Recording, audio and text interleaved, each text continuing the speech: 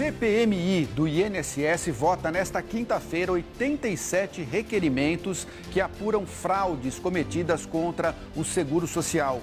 Entre eles está o pedido de quebra de sigilos bancário e fiscal de Fábio Luiz Lula da Silva Lulinha, filho do presidente Lula. Pois é, em apuração, inclusive, da Basília Rodrigues, nossa analista de política aqui do SBT News, 2 envolvidos no esquema estão em negociação para fechar um acordo de delação premiada com o Ministério Público. E um dos pontos dessa delação seria justamente apresentar provas sobre essa relação que está sendo investigada entre Lulinha, filho do presidente Lula, e pagamentos feitos por empresários ligados ao escândalo. Para a gente entender um pouco mais sobre essa apuração, sobre o que está previsto para hoje na CPMI do INSS, a gente vai até Brasília então falar com Valentina Moreira. Valentina que está chegando agora ao vivo, nessa Brasília com muita ventania para começar o dia bem agitado por aí. Oi, Valentina, bem-vinda, bom dia para você. Começando então com o CPMI, quem deve depor hoje a comissão? Bom dia, Lívia. Bom dia a todo mundo que está assistindo, acompanhando o SBT News. O que temos hoje na CPMI do INSS previsto é o depoimento do Paulo Camizotti, filho do empresário Maurício Camizotti. Quem está acompanhando a CPMI do INSS desde o início vai se lembrar que o Maurício Camizotti é uma figura central ali nos descontos na folha de aposentado. Na folha dos aposentados, porque o Maurício Camizotti é uma figura muito próxima ali ao Antônio Carlos Antunes, o careca do INSS. Maurício está preso e a gente vai ouvir no dia de hoje o depoimento do filho e sócio do Maurício, Paulo Camizotti. Então é um depoimento que deve levar muitas revelações, claro, se o Paulo Camizotti não optar por se manter em silêncio, como aconteceu em outros casos aí na CPMI do INSS. Como vocês mesmos disseram, também é um dia conturbado, porque a gente tem a votação de 87 requerimentos, entre eles a quebra de sigilo fiscal do filho do presidente Lula, né? O Fábio Luiz, conhecido como Lulinha. Vou só dar uma relembrada por que o Fábio Luiz está sendo citado aí na CPMI do INSS e qual que é a justificativa do relator, o Alfredo Gaspar, ter entrado com esse requerimento. O Fábio Luiz, a gente acompanhou no final do ano passado algumas acusações de uma testemunha envolvida, né, um ex-funcionário ali do Antônio Carlos Antunes, falando, né, acusando o Fábio Luiz de ter recebido uma espécie de mesada em negociações para a implementação de um sistema de venda de canabidiol pelo SUS. E aí você me pergunta qual é a relação disso com a farra do INSS, né? Toda essa história começou a vir à tona a partir do momento em que o Antônio Carlos, né, o careca do INSS, passou a ser investigado no âmbito da operação sem desconto e se descobriu que o Antônio Carlos havia feito negociações e havia se associado a uma figura muito importante que se chama Roberta Luquessinger. A Roberta Luquessinger é uma amiga muito próxima, né, do Fábio Luiz. Ela, inclusive, tem várias relações, uma relação pública, né, de proximidade com a família do presidente Lula, e a Roberta Luquessinger teria intermediado ali essas negociações junto ao careca do INSS. A justificativa para a quebra de sigilo do Lulinha, né, do Fábio Luiz, feita pelo Alfredo Gaspar, cita essa relação e menciona também uma acusação de que a Roberta teria recebido mais de 1,5 milhão do careca do INSS. O que há de acusação contra o Fábio Luiz é que ele usaria, né, que foi uma acusação feita, e aí é uma fala do próprio ex-funcionário do Careca, o Elicô, enfim, uma testemunha que foi ouvida no âmbito das investigações da Polícia Federal, é que o Fábio Luiz, o filho do ex-presidente, usaria de alguma forma a sua influência ali junto ao governo federal para garantir ou para tentar, né, conseguir contratos dentro do Sistema Único de Saúde para o Careca do INSS.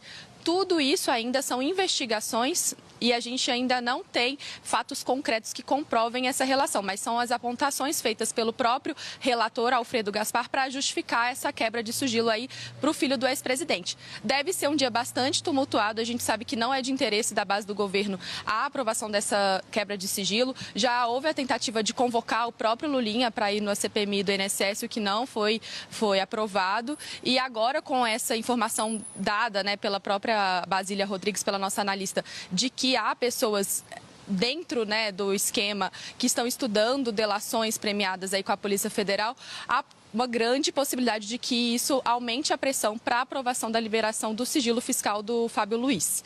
Volto com vocês, Roberta. Valentina, agora falando sobre a CPI Bastante informação, né? Perdão. Muita. Valentina, falando agora sobre a CPI do crime organizado, ontem os parlamentares aprovaram um requerimento sobre os negócios envolvendo o ministro do Supremo Tribunal Federal, Dias Toffoli, e também os familiares dele. Além do convite ao ministro, os irmãos dele, José Eugênio Dias Toffoli e José Carlos Dias Toffoli, foram convocados também pela CPI. Valentina, quais são os outros requerimentos também aprovados para depor na comissão? Lúcio, o que a gente tem aí são duas CPIs em funcionamento e são duas CPIs bastante polêmicas, né? A do crime organizado ontem se reuniu, ela tinha uma expectativa de escutar o depoimento do TH Joias, que acabou não tendo liberação da justiça, e ao final o que estava sendo requerido ali, eu vou só dar essa contextualizada para responder a sua pergunta, que existia um requerimento de convocação dos próprios ministros dentro da CPI, além de uma lista ali de governadores e uma série de nomes que eram também bastante polêmicos para ir até o Senado. Qual foi a decisão do presidente ali da CPI? De tornar essa convocação, transformar essa convocação em um convite. Então, os ministros não foram mais convocados, os ministros do STF, digo, né? Os ministros do STF, que é o Dias Toffoli e o Alexandre de Moraes, não foram mais convocados, mas, apesar disso, foi aprovada a quebra de sigilo, como você mesmo disse, da empresa ligada à família do ministro Dias Toffoli. O que ficou de fora? Existia um requerimento para quebra de sigilo da esposa do ministro Alexandre de Moraes, a Viviane Barsi. Isso ficou de fora, não foi aprovado, não foi votado. Entrou dentro dessa aprovação, além do convite para a vinda dos ministros e da quebra de sigilo de uma série de empresas, em especial da Maride de Participações, que é essa empresa ligada à família Dias Toffoli, entraram a quebra de sigilo de outras empresas que seriam relacionadas a essa história do Master. O próprio presidente solicitou, o presidente da CPI, né, o senador Contarato, ele solicitou 4 quebras de sigilo ligados ao Fundo REAG e ao Banco Master, que teriam essa relação ali com o crime organizado, e também houve o convite, a aprovação da convocação do Roberto Campos Neto. Por que isso é importante? Há uma discussão relacionada ao envolvimento do antigo presidente do Banco Central na liquidação do Banco Master, e é uma resposta que eles buscam, né? Essa convocação seria justamente para responder a perguntas ligadas a esse processo de liquidação do Banco Master. O que a gente está esperando aí são duas CPIs bastante movimentadas, como eu disse, são muitas informações, muitas coisas acontecendo ao mesmo tempo. Esses requerimentos normalmente demoram a ter resposta, né? A gente teve a quebra de sigilo da Maride, não sabemos quando isso vai chegar, esses papéis vão chegar ali de fato à CPI do crime organizado, mas com certeza quando isso chegar vão vir muitas informações desse sigilo fiscal, né? É o que se espera pelo menos em relação ao ministro Dias Toffoli. Obrigada, muita informação, Valentina. Agora respire, porque a gente sabe que são assuntos complexos, para além da quantidade de informações, são assuntos complexos, né? Nós, jornalistas aqui, além de trazer a informação, a gente precisa estudar, se desdobrar, entender, perguntar para a fonte o que significa isso, o que significa aquilo. Exato. E aí é CPMI que tem um presidente, CPI do crime organizado que tem outro presidente. Se misturam, né, aí vira aquela confusão, mas você foi muito bem, as informações foram passadas com muita clareza. Obrigada, viu? Obrigada. Bom trabalho para você.